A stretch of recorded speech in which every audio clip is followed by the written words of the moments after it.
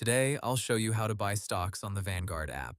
First, make sure you already have a Vanguard brokerage account and enough cash available to trade.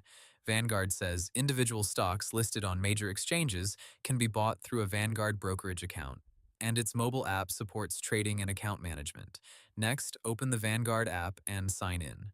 From there, go to your brokerage account and look for the option to trade, buy, and sell, or transact, depending on the version of the app you're using. Vanguard's mobile app page says the app is designed for investing, trading, monitoring accounts, and moving money, so the trade option should be inside your account tools. After that, search for the stock you want to buy by entering the company name or ticker symbol. Select Buy, enter the number of shares or the dollar amount if that option is available, and then choose your order type.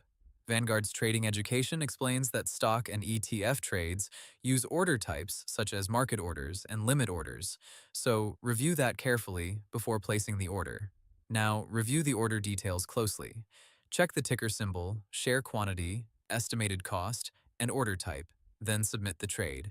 Vanguard says online stock trading in a brokerage account has $0 commissions for stocks traded online, but the share price can still move as the order is being placed.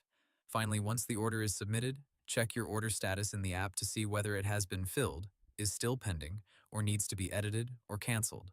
If you do not see enough cash available, you may need to add money to the brokerage account first before you can complete the stock purchase.